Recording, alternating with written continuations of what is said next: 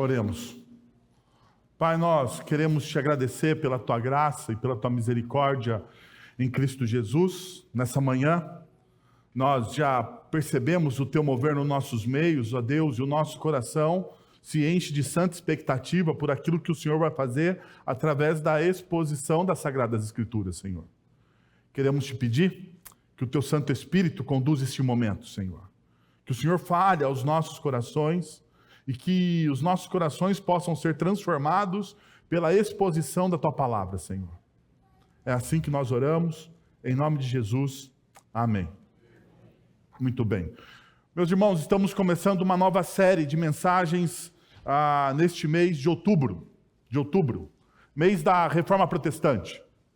Nós estamos comemorando o mês da Reforma Protestante, quando homens, mulheres, dentro da história da igreja, se levantaram contra a negligência da palavra de Deus. É essa a realidade, né?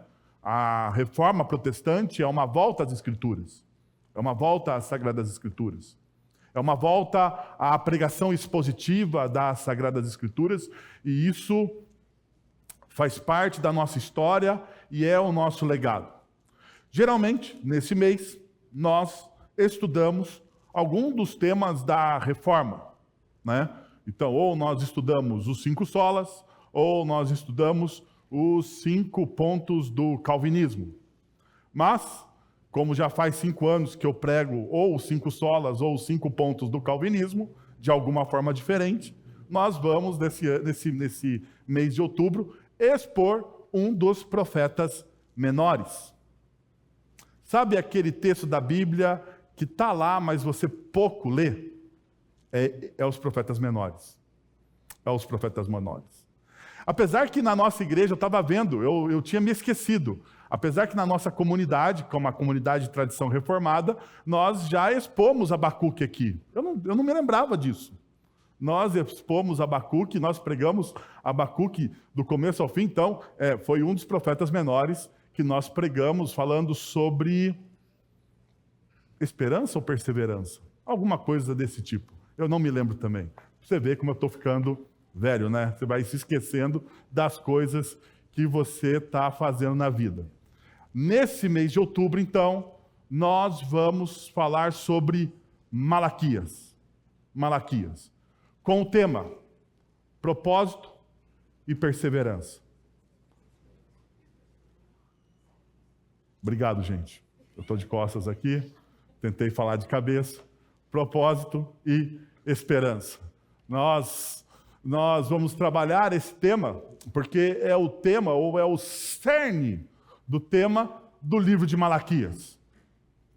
Um dos textos mais intrigantes da palavra de Deus. Por quê? Porque, diferente dos outros profetas menores, Malaquias é um profeta sem família. Se você abre a leitura dos outros profetas menores, tem lá uma pequena genealogia. Ele fala de quem ele é filho, da história dele. Mas Malaquias, nós não temos isso. Nós não temos isso. Alguns dos estudiosos, como por exemplo João Calvino, vai dizer que Malaquias ele é um pseudepígrafo de Esdras. Esdras usou o nome, um outro nome para escrever o livro. Eu não vou passar por essa abordagem. Não vou passar por essa abordagem. Para mim, na minha compreensão teológica, Malaquias é um personagem das Sagradas Escrituras. Até porque seria qualquer tipo de suposição nós pensarmos qualquer coisa diferente disso. Mas vamos olhar o texto que nós vamos estudar nesta manhã. Abra sua Bíblia em Malaquias, capítulo 1, ou você pode acompanhar na projeção. Perceba que está assinalado que nós vamos ler na nova versão internacional das Sagradas Escrituras. Diz o seguinte: uma advertência, a palavra do Senhor contra Israel por meio de Malaquias. Eu sempre os amei, diz o Senhor. Mas vocês me perguntam, de que maneira nos amaste? Não era Esaú irmão de Jacó, declara o Senhor. Todavia, eu amei Jacó, mas rejeitei Esaú. Transformei suas montanhas em terra devastada e as terras de sua herança em morada de chacais do deserto. Embora Edom afirme, fomos esmagados, mas reconstruiremos as ruínas, assim diz o Senhor dos Exércitos. Podem construir, mas eu demolirei. Eles serão chamados terra perversa. Povo contra quem o Senhor está irado para sempre. Vocês verão isso como seus próprios olhos, exclamarão, grande é o Senhor, até mesmo além das fronteiras de Israel. Uma das coisas mais complicadas na nossa cultura hoje em dia é a questão, ou melhor, é a definição de uma palavra que nós gostamos muito, mas pouco sabemos defini-la. Amor. O que é amor? O que é amor? Se você vai para o grego e para o hebraico, você tem diversas palavras para uma única palavra no português. Por exemplo, no grego, você tem para o amor, ágape, para o amor, eros, para o amor, storge, para o amor, filéu. Cada um desses amores no grego, representa uma situação. Por exemplo, o eros é o amor entre o homem e uma mulher, a paixão carnal, a paixão visceral entre um homem e uma mulher. O filéu é o amor entre irmãos. Algumas igrejas, por exemplo, a Igreja Presbiteriana Filadélfia, ela usa essa ideia do filéus. Igreja Batista Filadélfia, e usa a ideia do filéus, de que nós somos uma comunidade que se ama. Tem o ágape, um amor que ama as imperfeições, um amor gracioso, um amor que não tem pré-requisitos para ser qualificado, para qualificar a pessoa. Você ama porque você ama. É o amor ágape de Deus por nós, expresso na pessoa de Cristo Jesus. Essa é uma das realidades. A mesma coisa acontece para o hebraico. Você tem várias expressões para o amor. No entanto, nós, no português, temos uma única palavra. Temos uma única palavra. E nós, às vezes, usamos essa palavra para diversas situações. Você pode dizer, eu amo a Deus. Você pode dizer, eu amo a minha esposa. Eu amo os meus filhos. Eu amo o meu cachorro. Porque, afinal de contas, nós somos uma sociedade de pets. Eu amo o meu cachorro. Algumas pessoas profanam a palavra amor falando, eu amo o Corinthians. É uma profanação.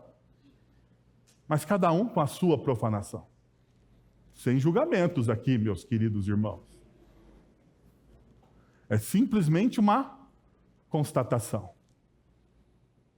Outros ainda falam, eu amo chocolate, ou se você gosta demais daquele líquido preto, você fala, eu amo Coca-Cola. Você percebeu? Você cria uma desvalorização dessa palavra amor, porque você ama tudo, e quando você ama tudo, você não ama nada. É assim. Por isso que talvez nesse quesito, dentro da nossa sociedade, o amor seja tão confuso. Tão confuso. As pessoas confundem o que de fato é amor. E para começar esse texto de Malaquias, eu gostaria de propor o seguinte tema: o amor extravagante de Deus. O amor extravagante de Deus. Mas esse amor extravagante de Deus, ele trabalha diferente do amor da nossa cultura. Perceba, o amor extravagante de Deus, o verdadeiro amor, não se limita a elogios ou palavras de afirmação. ele também nos desafia a enxergar a verdade, mesmo que isso signifique ser corrigido e confrontado. Porque, perceba, na nossa cultura, nós só entendemos que alguém nos ama quando essa pessoa nos elogia. Quando essa pessoa faz aquilo que eu quero. Daí, quando a pessoa faz aquilo que eu quero, eu entendo que essa pessoa me ama. Ontem eu realizava aqui um casamento na nossa igreja. Muito bonito, por sinal, de um dos nossos membros. E eu contava para eles a experiência que eu tive durante a semana. Minha filha, de 3 anos, uma mulher do século 21, obstinada. Obstinada. Mulheres do século 21 são mulheres obstinadas, determinadas. Quando elas querem algo, elas vão atrás. E faz uma semana que não sei por que cargas d'água, a minha filha queria um Cebolinha. Vocês conhecem o Cebolinha, o personagem da Turma da Mônica? Provavelmente porque ela ganhou um tempo atrás a Mônica. E ela estava achando que talvez a Mônica estava muito sozinha, sorumbática, mancambuze, a Mônica lá quietinha. Então, o que acontece? Ela fala assim, bom, a Mônica, para ser feliz, ela precisa do Cebolinha. E o que acontece, então? De maneira obstinada, faz uma semana que eu estou ouvindo a minha filha falar do quê? Do Cebolinha. Papai, vamos comprar um Cebolinha? Papai, comprar um Cebolinha. Acorda falando do Cebolinha, deita falando do Cebolinha, vai para o colégio falando do Cebolinha, e do Cebolinha, do Cebolinha, do Cebolinha. Eu falei, meu Deus do céu. Bom, sexta-feira eu tirei um tempo de folga, consegui um tempo na agenda para almoçar com a minha esposa. Então a gente foi, almoçou, foi um tempo muito precioso. E depois de almoçar, eu passei em frente a uma loja de brinquedos. E eu pensei, agora eu se consagro. Falei, meu amor, vamos fazer aquilo que, para nos livrarmos da obstinação da nossa filha, vamos comprar o Cebolinha. Entramos na loja, compramos o Cebolinha, e quando eu cheguei em casa, a minha filha viu o Cebolinha e disse o quê? Papai, eu te... Não. Ela só me ama porque eu comprei o Cebolinha. Ou seja, a minha crise é, ou ela me ama, ou ela ama quem? O Cebolinha. O tipo de amor infantil que a nossa sociedade tem é este. Nós denominamos amor somente quando a pessoa que nos serve, quando a pessoa que caminha com a gente, com a pessoa que se relaciona, faz aquilo que eu quero. Quando a pessoa me corrige ou me confronta com a verdade, esse tipo de amor eu não gosto, porque é um amor que vai me corrigir, é um amor que me confronta, é um amor que expõe as minhas dificuldades, que expõe as minhas imperfeições. Este amor eu não quero. Este amor eu não quero. Esse amor que lida com a verdade eu não quero. Eu quero o amor que sempre faça cócegas no meu estômago. É esse tipo de amor que a nossa sociedade faz. No entanto, as Sagradas Escrituras nos levam a uma outra realidade. E qual é essa outra realidade? A realidade de um amor que vai nos confrontar com a verdade. Um amor que vai corrigir os nossos erros. Um amor que vai nos levar a um crescimento. Você quer crescer na sua vida? Você quer ter o seu caráter moldado? Não pelos coaches da nossa era. Não. Se você quer, de fato, ter um caráter moldado, um caráter corrigido, um caráter transformado, precisa ser através das Sagradas Escrituras, pela pessoa do Cristo. É assim que o seu caráter será renovado, transformado. É assim que você vai experimentar a tão sonhada mudança que você deseja.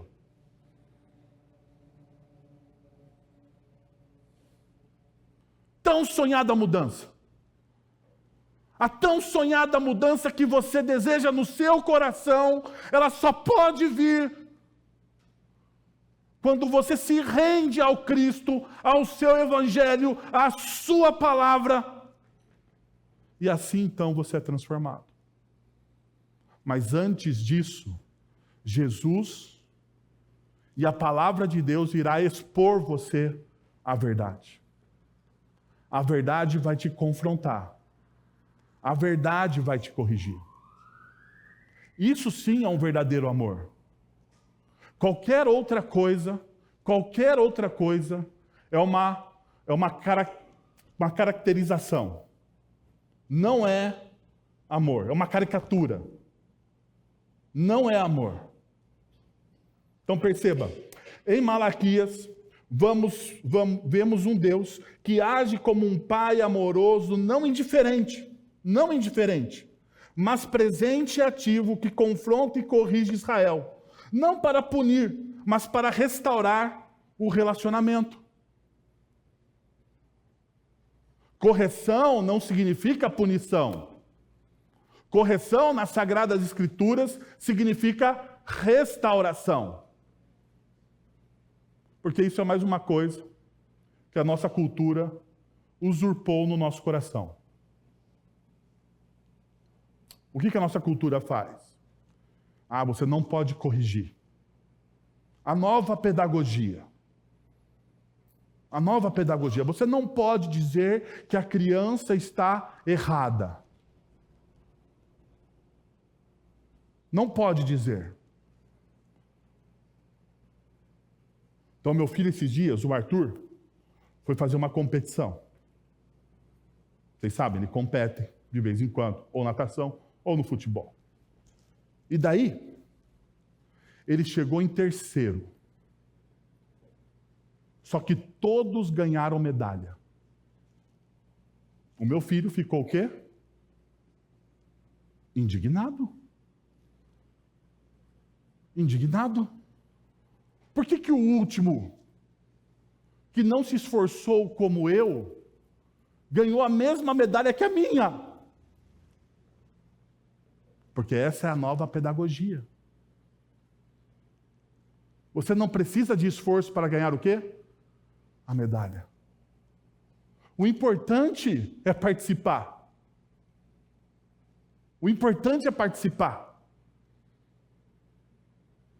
Não exige esforço de você. Não existe mudança, não existe transformação. O importante é participar. Será que de fato isso reflete, esses conceitos, esses princípios, refletem o que as Sagradas Escrituras nos ensinam? Então perceba que Malaquias e o texto bíblico vai nos conduzir a esta verdade. Mas antes da gente olhar para os princípios que essa verdade, que esse tema vai construir no nosso coração nessa manhã, deixa eu dar para vocês algumas informações importantes, porque eu sei que a partir de hoje você vai chegar na sua casa e vai começar a ler Malaquias no próximo mês inteiro. Ou seja, são, acho que 4 capítulos. Eu estou meio esquecido ultimamente, então eu só vou deixar uma condicional. 4, obrigado. 4 capítulos. Eu tenho aqui o nosso assoprador.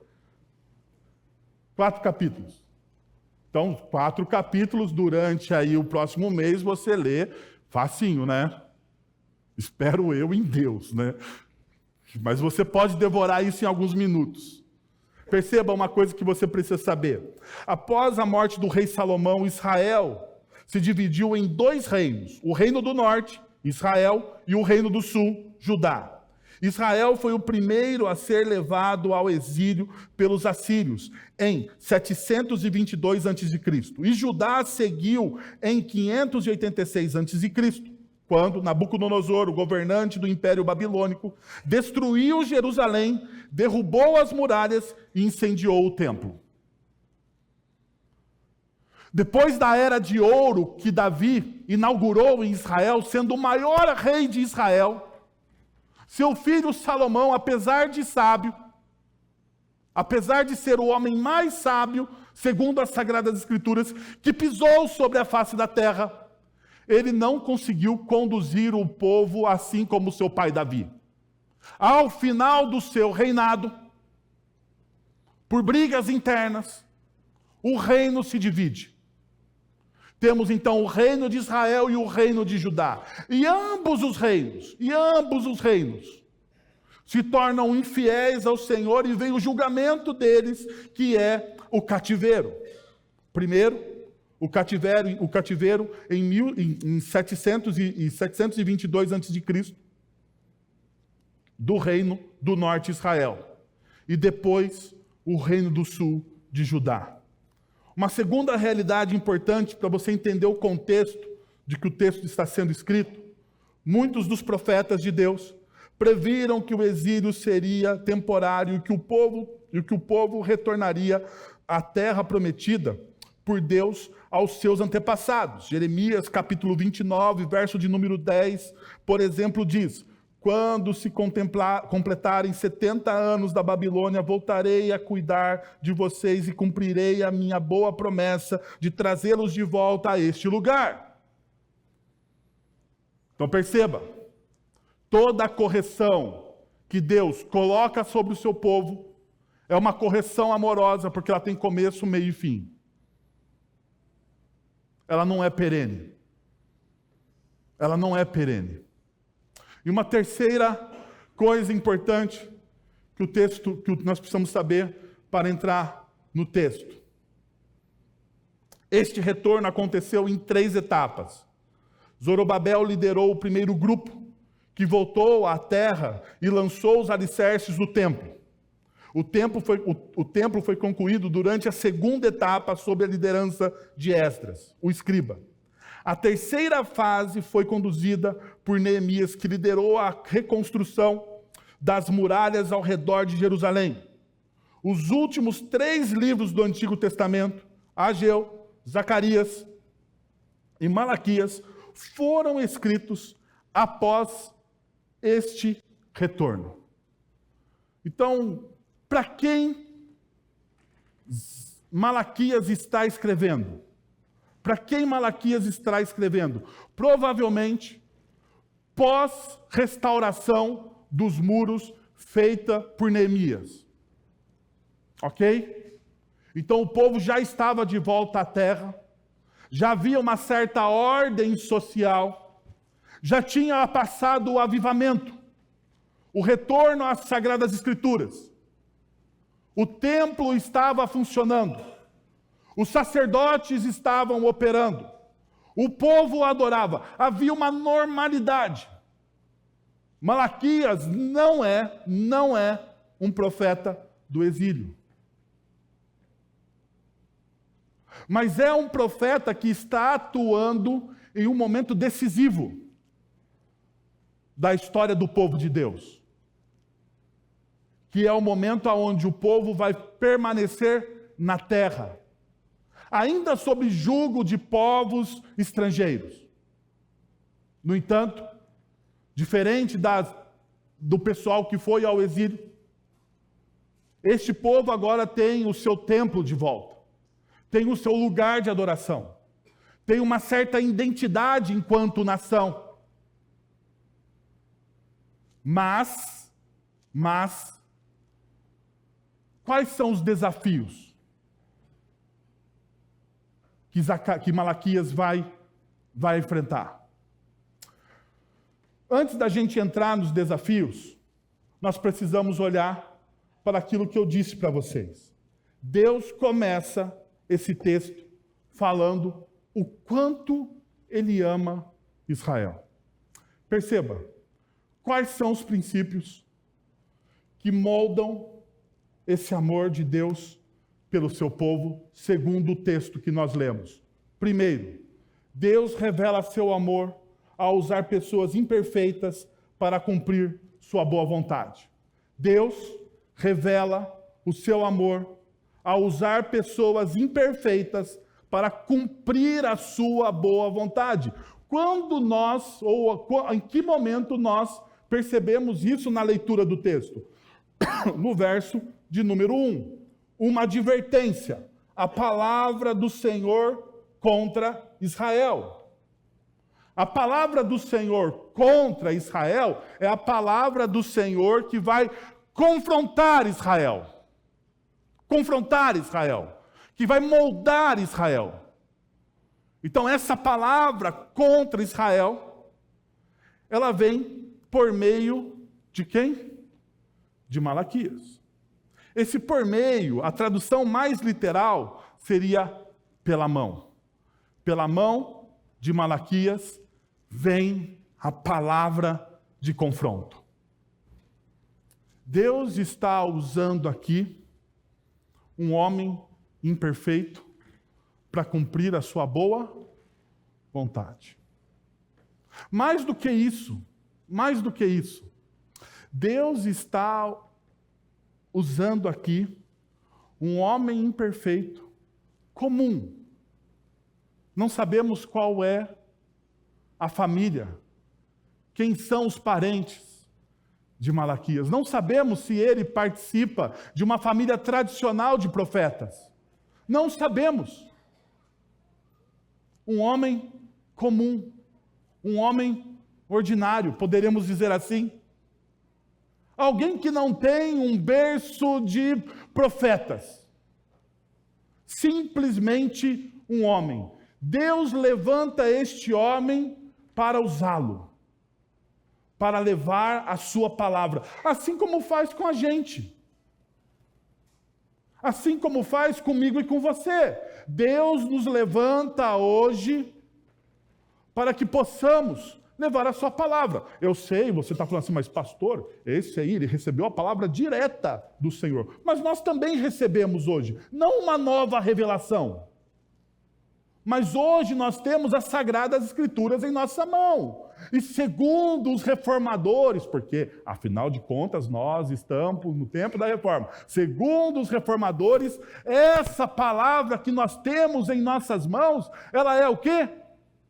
Inerrante. Inerrante. Uma palavra teológica.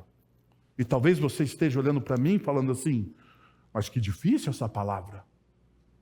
O que significa inerrante? Oi?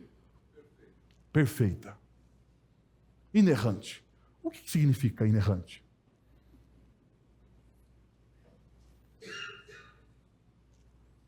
Perfeita. Tá ok. Que não contém erros.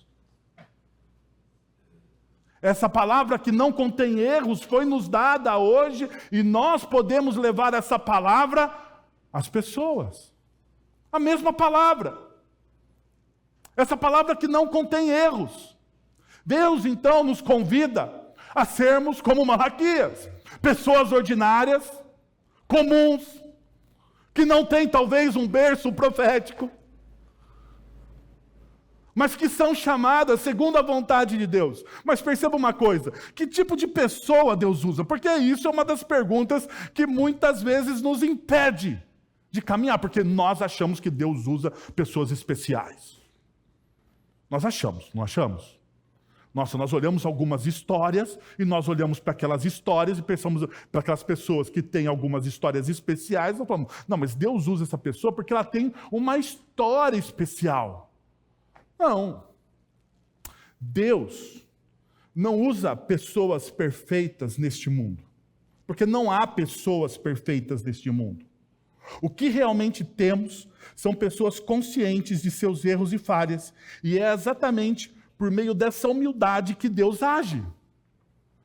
Quem são as pessoas que Deus usa na história? Pessoas conscientes dos seus erros e das suas falhas. Pessoas que têm em si em si a consciência humilde de que são pecadoras, de que não são perfeitas, de que nunca neste momento da história serão perfeitas. São essas pessoas humildes, que trabalham muitas vezes nos bastidores, que estão ali, de maneira piedosa, olhando para a palavra de Deus e transmitindo a palavra de Deus aos seus amigos, aos seus familiares. São essas pessoas que Deus age, através delas.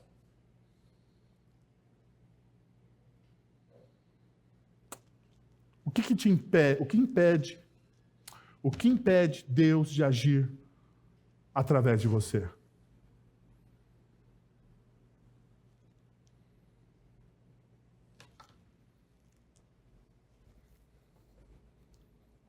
O que impede Deus? Eu acho que vocês estão meio desacostumados. A gente ficou um mês aqui com pregadores de fora, né? Mas vocês estão um pouco desacostumados aqui comigo. Vamos conversar então. O que impede Deus de usar você? Nosso ego. A nossa falta de consciência. O seu ego impede que Deus use você. Porque o nosso ego impede da gente olhar para os nossos erros, olhar para as nossas falhas com reverência. Eu preciso de transformação. Qual que é o problema do ego? O ego, na nossa cultura, é autossuficiente. Não precisa de absolutamente nada. Ele se basta. O que impede você de ser usado por Deus é você ter a consciência de que todos nós aqui temos falhas, todos nós aqui somos pecadores e todos nós precisamos ser cheios do Espírito Santo, como diz Atos capítulo 2, verso de número 4. Porque ser cheio do Espírito Santo, como relata o texto de Atos capítulo 2, verso de número 4, que fez com que a igreja avançasse. Porque toda vez que você vê em Atos essa expressão, e eles estavam cheios do Espírito, logo após essa expressão tem o quê? Eles estavam testemunhando, eles estavam indo à frente, eles estavam indo além, eles estavam pregando. Deus estava usando essas pessoas. Pessoas que tinham a consciência, o ego transformado pelas Sagradas Escrituras, que reconheciam a graça de Deus, que essa graça de Deus não é um desempenho moral, mas é simplesmente a consciência de que eles são pecadores. Como diz Tim Keller, a graça de Deus não vem para aqueles que superam moralmente os outros, mas para aqueles que admitem seu fracasso em agir corretamente e reconhecem sua necessidade de um Salvador. Sabia que você pode estar num ambiente religioso como o nosso e não reconhecer a sua necessidade de um Salvador? Você pode estar num ambiente religioso como o nosso e não se apaixonar pelo Cristo, e não amar o Cristo. Você pode estar num ambiente religioso como o nosso e ser indiferente à exortação, à palavra, ser indiferente ao seu irmão, às necessidades do próximo.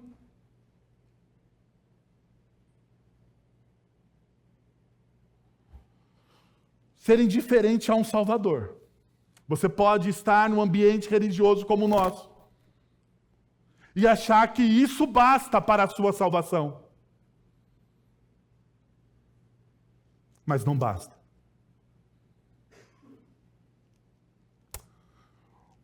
Uma segunda coisa que Deus mostra para nós é que Deus, em sua infinita sabedoria e amor, nos surpreende ao declarar sua graça antes de nos apresentar qualquer exigência. A graça sempre vem antes das exigências. E isso é uma das coisas que nós sempre temos dificuldade. Sempre temos o porquê. Porque o nosso coração é altamente religioso. E pouco afeito à graça de Deus. Porque a graça nos constrange. Porque a graça me torna um refém do Senhor. Porque a graça me leva a compreender que eu não fiz absolutamente nada para ganhar o amor de Deus. Como eu não fiz absolutamente nada, como Ele me deu aquilo, eu não tenho uma moeda de troca. Todo religioso adora ter uma moeda de troca para com Deus. E geralmente são as leis. E geralmente o religioso, ele é um pouco soberbo. Um pouco soberbo. Porque ele sempre vai se achar melhor do que os outros. Então eu oro mais, eu leio mais a Bíblia, eu ajudo mais o meu irmão. E através desses mais do que eu faço, eu posso me aproximar de Deus, e Deus aí precisa me ouvir. Me ouvir. Porque afinal de contas, eu sigo a lei. Você pode não olhar para essas realidades que eu falei, mas você talvez olhe para o decálogo, os 10 mandamentos, e você olha para aquilo e diz assim, eu já cumpri todas essas regras. Como o jovem rico. O jovem rico no Evangelho de Marcos, ao qual nós estudamos semanas atrás, nos leva a essa realidade. O jovem rico chega para o Senhor e pergunta, Senhor, o que farei para herdar a vida eterna? O que eu posso fazer para herdar a vida eterna? Bom mestre, o que faço para herdar a vida eterna? Jesus olha para ele e diz, faz o quê? Não matarás, não roubarás, não furtarás, não adulterarás. E ele vai falando parte do decálogo. O jovem rico olha e fala o quê? Olha, isso eu faço desde criancinha. Olha que beleza. Eu sou nota 10 desde o berçário, desde a UCP. Eu sou nota 10, Senhor. Quem não sabe o que é a UCP? É a União de Crianças Presbiterianas. Então, desde a UCP, Senhor, eu sou um bom menino. Só que o jovem rico não esperava a continuação da conversa com Jesus, porque ele esperava terminar ali a conversa. Jesus olha para ele, cheio de compaixão, o amando, porque é assim que o texto diz. Perceba, mais uma vez, o amor vai corrigir. Jesus olhou e o amou. Amando, Jesus o corrige. O corrige de que maneira? Falta-te uma coisa, meu amigo. Falta-te uma coisa. Venda tudo o que você tem. Dê aos pobres e depois vem e me segue. E o texto bíblico diz que o jovem rico fez isso e saiu feliz seguindo a Jesus e cantando o hino 310 da harpa cristã.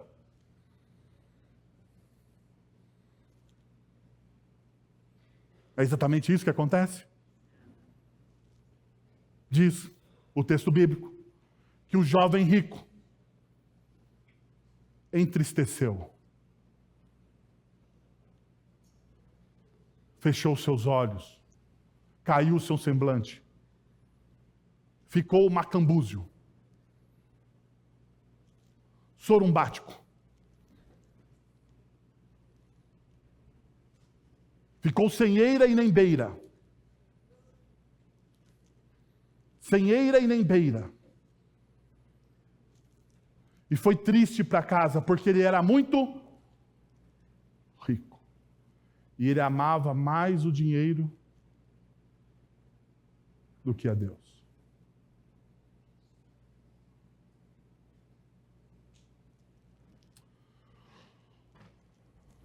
Perceba como esse princípio se desenrola no texto que nós estamos lendo. Eu sempre os amei, diz o Senhor. Eu sempre os amei. Veja, a palavra hebraica, ahavá, traduzida como amor, está no tempo perfeito, indicando uma ação completa com efeitos que continuam. O amor de Deus nunca cessa. O amor de Deus nunca termina. O amor de Deus não é como o nosso amor, sujeito ao sentimento, às intempéries do relacionamento. Não. Esse amor que Deus tem por nós, ele é contínuo, ele é perene, ele é perfeito. Ele tem uma ação no início e ele continua até o final.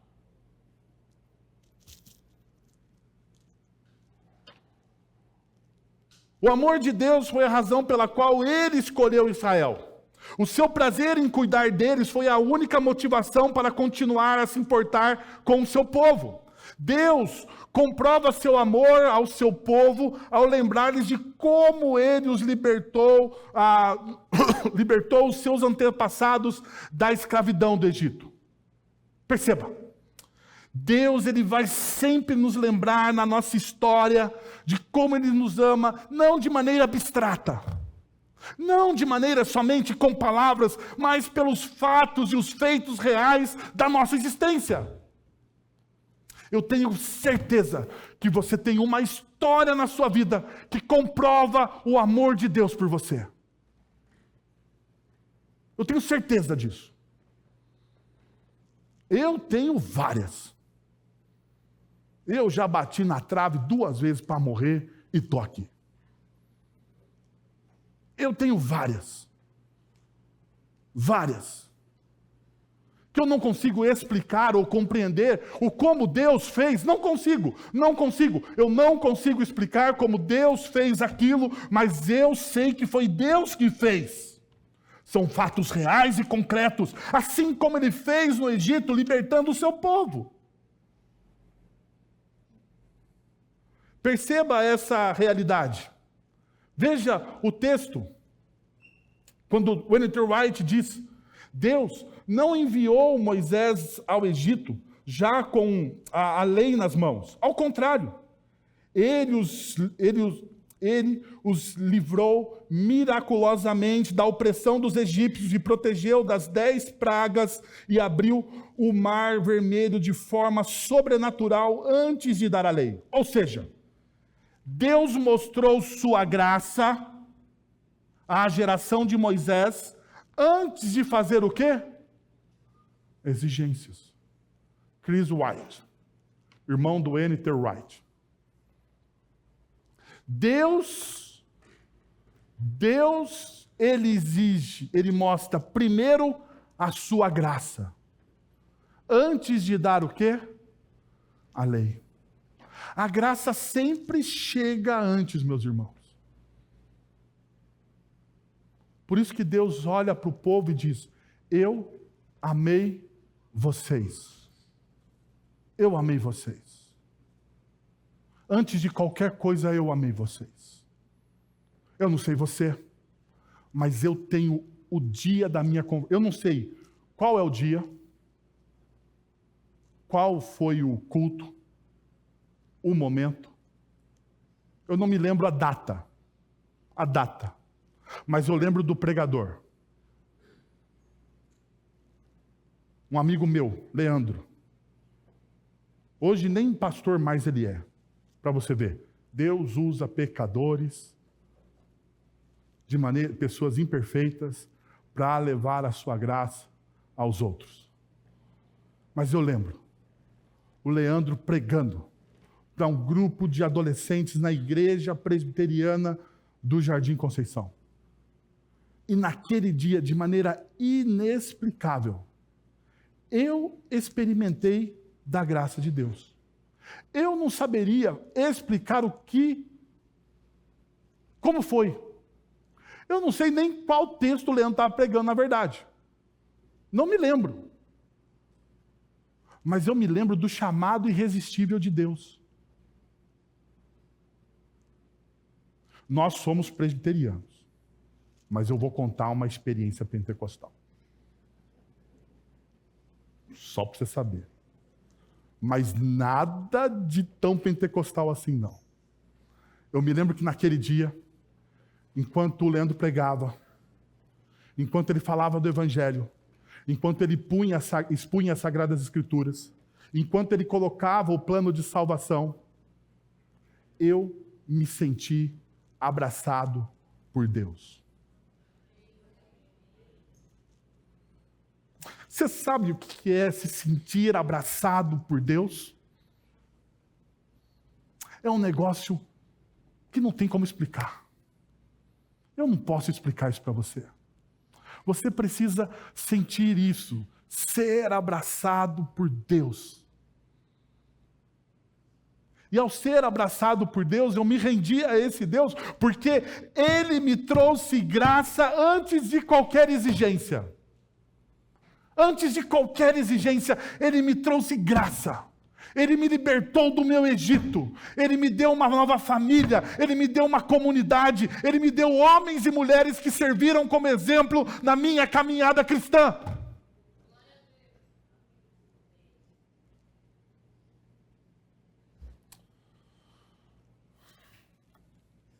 Terceiro, Deus prova seu amor por nós de uma maneira que vai além das palavras. Ele nos escolheu e nos acolhe. E eu sei, aqui é o que o presbiteriano gosta de ouvir, né? Vamos lá, presbiterianos de plantão, vamos comigo.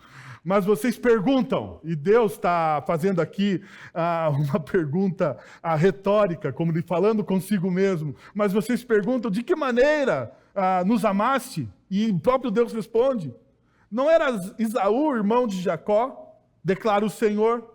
Todavia, eu amei Jacó, mas rejeitei Esaú. Não era de que maneira Deus nos ama? Deus nos ama nos escolhendo desta forma. E eu sei, talvez aqui, para quem está começando na caminhada cristã, fique mais difícil.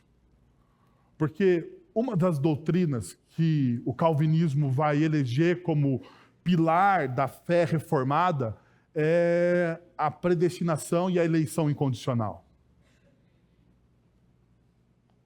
Porque isso não tem a ver com a gente. Isso tem a ver com Deus. Então deixa eu tentar te ajudar aqui a você entender isso. Segundo o teólogo e pastor John Piper, ele diz que a forma com que os pontos da doutrina reformada estão expostos está errada, que é a tulipe. A total depravação, a eleição incondicional, e daí vai se seguindo a forma como que os reformados, ou como que as pessoas daquela época entenderam esse acróstico. Esse acróstico da tulipe, ele está em ordem errada, segundo John Piper, e eu, com humildade, concordo plenamente com ele. John Piper advoga que o primeiro ponto da doutrina reformada é a total depravação do homem. O homem é totalmente depravado. O homem está destituído da glória de Deus. Ele pecou, nós estamos em desconexão com Deus. Sendo assim, não existe nada de bom em nós. Mas diferente, Piper vai dizer que o segundo ponto, depois da total depravação do homem, deveria ser o quê? A graça irresistível. A graça irresistível, a graça de Deus, esse abraço que Deus te dá, e ele é irresistível, irresistível.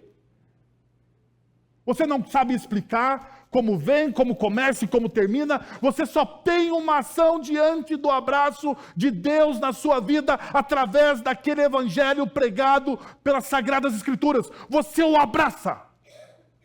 Essa é a graça irresistível. Mas e aqueles que não cedem a essa graça? Seria loucura? Não seria? Como você como lhe é oferecido um presente tão poderoso, tão nobre, que restaura a sua vida e você o recusa. Daí vem a predestinação e a eleição incondicional. E a expiação ilimitada. Sim, meu irmão, obrigado. O fato é que nessa doutrina da salvação exposta pelos reformados, os outros pontos são a explicação do porquê as pessoas não abraçaram a fé cristã. Perceberam? Por que aquela pessoa não abraça a fé? Porque ela não é eleita.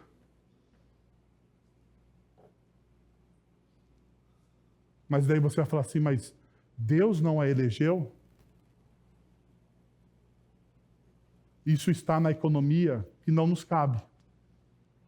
Não está nas nossas mãos. Não entra na nossa alçada. O fato é que como Deus escolheu Jacó para cumprir a aliança com Abraão, ele o amou. E como Deus não escolheu Esaú, ele o odiou. Deus contrariou as regras comuns da propriedade do filho mais velho e elege o filho mais novo. E aqui nós vemos graça também. Deus escolhe aquele que não deveria ser escolhido. De acordo com o apóstolo Paulo, essa escolha aconteceu antes do nascimento dos gêmeos. E você percebe ao ler o texto, por exemplo, de Paulo aos Romanos. E esse não foi o único caso. Também os filhos de Rebeca tiveram o mesmo pai, nosso pai Isaque. Todavia, antes que os gêmeos nascessem ou fizessem qualquer coisa boa ou má, a fim de que o propósito de Deus, conforme a eleição, permanecesse. Assim, a eleição de Deus não é influenciada pela interação humana. Ele escolheu Abraão entre todas as pessoas do mundo. Escolheu Isaque, filho de Abraão, e ao invés de Ismael, seu meio-irmão. Escolheu Jacó ao invés de Esaú, seu irmão mais velho. Ele escolheu os israelitas entre todas as nações. Mas essa escolha não foi baseada, perceba, pelo mérito. Nenhuma das escolhas é baseada pelo mérito. Deuteronômio capítulo 7, verso de 7 a 8 diz: O Senhor não se afeiçoou a vocês, nem os escolheu por serem mais numerosos do que os outros povos, pois vocês eram o menor de todos os povos. Quem era o povo de Israel? O menor entre todos os povos. Mas foi porque o Senhor os amou, e por causa do juramento que fez aos seus antepassados. Por isso, ele os tirou com mão poderosa e os redimiu da terra da escravidão, do poder de Faraó, rei do Egito. Deus não avalia com base no mérito. Se ele o fizesse, Esaú poderia ter passado. Se você conhece a história de Jacó e Esaú, você poderia falar assim, a melhor escolha não era o Jacó. Não era. Jacó certamente teria falhado, pois enganou seu pai para receber a bênção que deveria ir para seu irmão mais velho. De acordo com as tradições culturais, Esaú merecia a bênção de Deus. No entanto, Deus não concede graça a quem parece merecê-la. Se a justiça humana fosse a condição para a graça divina, ninguém entraria no reino. Todos experimentariam a separação de Deus em um lugar sem Cristo, sem o chamado de Cristo. Todos nós estaríamos condenados ao inferno. Essa é o que a palavra de Deus nos ensina. Mas é isso que torna a graça tão incrível. A questão não é que Deus amou mais Jacó do que Esaú. Mas ele quis fazer uma aliança com Jacó e não com Esaú. Consequentemente, o motivo pela qual a eleição é mencionada em Malaquias capítulo 1 não é para criar um sentimento de exclusão, mas para confortar e garantir ao povo de Deus de que ele é escolhido não pelos seus méritos, mas pela graça de Deus. Sabe o que a eleição me diz? Que não depende de mim. Vocês entendem isso? Não depende das suas boas ações. Não depende das suas bondades. Não depende das suas virtudes. Não depende da sua vida devocional. Não depende de quanto você dá de dízimo ou não. Não depende de absolutamente nada, porque é graça de Deus. Ele estendeu a sua boa mão a você porque Ele quis. Qual virtude havia em você? Qual é a nossa virtude diante de um Deus santo e de um Deus bom? Você pode me dizer como você barganharia com Deus diante da sua bondade, da bondade, diante da santidade dele? O que você pode oferecer a Ele que Ele não tenha? Existe alguma coisa que você possa oferecer a Ele que Ele já não possua, que já não seja dele? Existe? Não existe. Não existe. Tudo é dele. Tudo é dele. Tudo.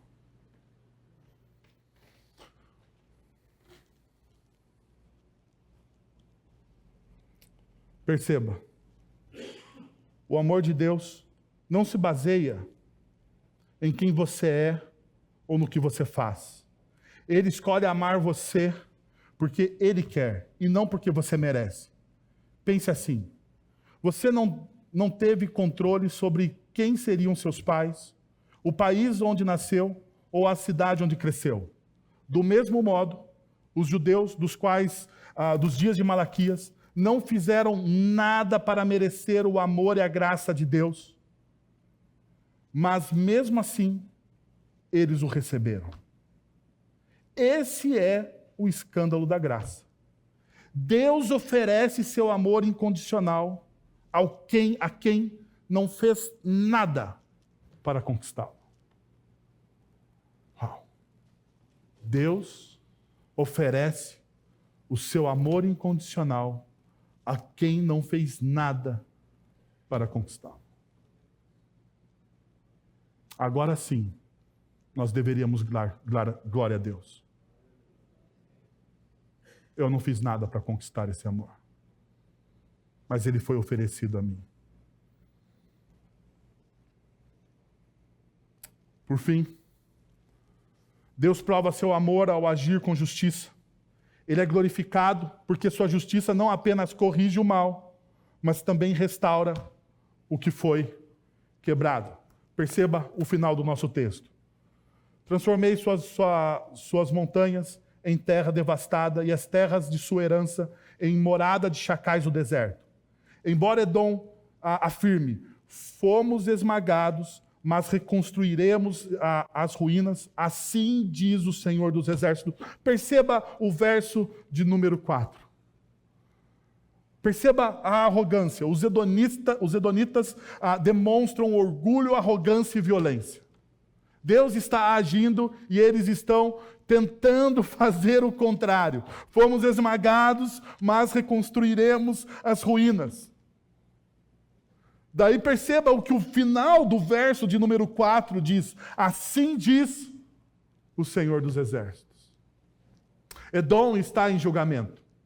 A profecia de Malaquias se cumpre quando os árabes nabateus forçam os edonitas a se estabelecerem em Idumeia, entre 550 a 400 a.C. As tensões continuam entre os povos de Israel, Jacó, e de Esaú, que é Edom. Em 37 a.C., Herodes, o Grande, idumeu. Não sei se você sabia disso, mas Herodes, o Grande, ele é descendente de Esaú. ele é descendente de Esaú. Herodes o Grande, um idumeu, começou a governar Israel como governante nomeado por quem? Pelo Império Romano. Pelo Império Romano. Os romanos nomearam Herodes porque reconheciam a relação ancestral entre a Idumeia e Israel, mas não entendiam completamente a situação. A história de Jacó e Esaú se repetiu em miniatura na interação entre Jesus e Herodes. Não é de se surpreender que Herodes, nomeado pelos romanos, tinha ficado preocupado ao ouvir sobre o nascimento do rei dos judeus. Assim como Jacó, Jesus, ele é o escolhido de Deus, e não o rei que estava no lugar que não era dele. Perceba, muitas vezes a nossa arrogância nos leva a estarmos em lugares que não é o nosso lugar. O nosso lugar. Quantas vezes isso acontece na nossa vida? O nosso ego, que nos impede de sermos moldados, transformados. O nosso ego que não é trabalhado. O nosso ego que se nega a ser trabalhado, nos leva a uma arrogância. Essa arrogância nos leva a lugares que não eram para ser os nossos lugares. Jesus conta uma parábola para os seus discípulos, dizendo o seguinte: quando você for numa festa, numa solenidade, você procura qual lugar? Os últimos. Por que você deve procurar os últimos lugares? Porque se você procurar os primeiros lugares e sentar lá no primeiro lugar, talvez aquele lugar não seja o quê? O seu lugar. Todo o arrogante está num lugar que não deveria ser dele. E ele cairá. Deus exerce justiça porque Ele nos ama e Ele vai quebrar a nossa arrogância. Agora perceba uma coisa, como termina o nosso texto dessa manhã. Vocês verão isso com seus próprios olhos e exclamarão: grande é o Senhor, até mesmo além das fronteiras, diz Israel. Toda a justiça que Deus promove termina em louvor. Toda a justiça que Deus promove termina em louvor e termina em adoração. Deus está reconciliando aquilo que estava quebrado. Perceba. A pergunta no começo do texto é: como o Senhor nos amou? O final do texto revela a celebração. Grande é o Senhor, até mesmo além das fronteiras de Israel. Quando entendemos a justiça de Deus, nossos corações são tomados por reverência e adoração. E isso transforma a nossa visão sobre quem Deus é e como devemos viver. Quando nós quando nós entendemos que a justiça que Deus está promovendo é para restaurar o relacionamento que Ele tem com a humanidade, os nossos corações, eles são tomados por uma santa reverência e temor em adoração. E nós percebemos que Deus não atua somente nos limites do seu povo. Deus atua para além dos limites do seu povo. Porque tudo é dele. Perceba o que o texto diz: além das fronteiras de Israel. Aonde Deus atua? Para além da igreja hoje. Porque hoje o Israel de Deus é a igreja. Nós aqui reunimos, somos esse Israel. E para onde Deus atua, então? Deus atua para além das nossas fronteiras. Para além das nossas fronteiras. Diante disso, diante dessa verdade, o nosso coração deveria ser transformado. A nossa visão sobre quem Deus é, sobre sua soberania, sobre sua bondade, deveria contagiar a forma com que vivemos. Porque vivemos e adoramos a um Deus grande. Deixa eu convidar você a uma reflexão nessa manhã. A eleição é uma expressão radical do amor de Deus em Cristo. Ela nos lembra que não somos escolhidos por causa das nossas qualidades ou esforços, mas puramente pela graça. Isso destrói o orgulho e a autossuficiência. Nos leva a uma humildade que liberta e nos enche de gratidão. Você já agradeceu a Deus? Você já agradeceu a Deus por aquele abraço que você sentiu? Você já agradeceu a Ele?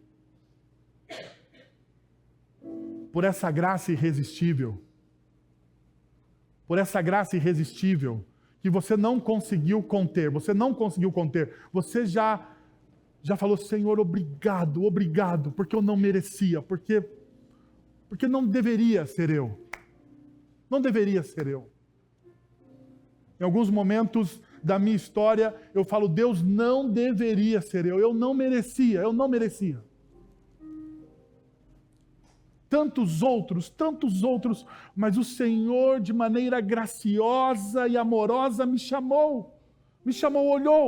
olhou na minha miséria e contemplou o meu coração com a sua alegria.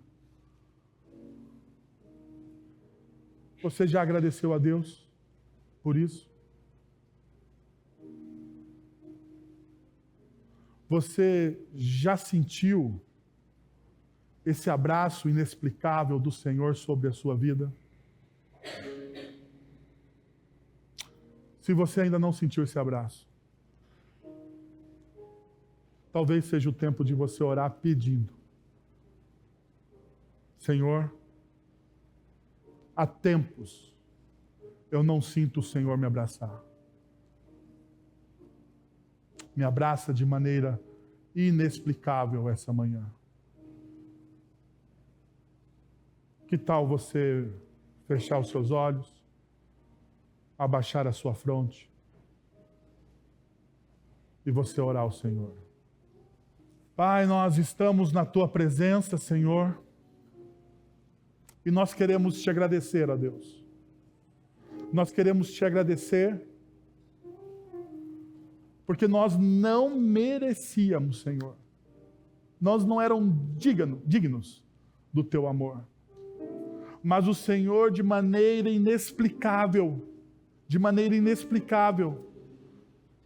nos colocou, ó Deus, em um beco sem saída, a qual a única coisa que poderíamos fazer era rendermos a Ti, Senhor. Então nós nos rendemos ao Senhor. E o Senhor vem e nos cobre, Deus, e nos abraça. De maneira inexplicável, o Senhor nos acolhe. Mesmo com as nossas falhas, mesmo com os nossos erros, mesmo com as nossas imperfeições, o Senhor vem e nos abraça, transformando os nossos corações.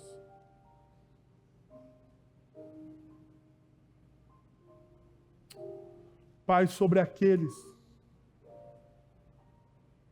que ainda não sentiram, ó Deus, o Seu toque, o toque do Seu Santo Espírito, que nos convence da justiça, do juízo e do pecado. Não está nas nossas mãos, mas está nas Suas mãos, ó Deus. E nós clamamos por misericórdia, Senhor. Clamamos a um Deus gracioso, misericordioso, amoroso, que entregou Jesus por nós. E pedimos a Deus que o Senhor abrace cada pessoa aqui presente na pessoa do Teu Santo Espírito, pelo sacrifício de Jesus, ó Deus.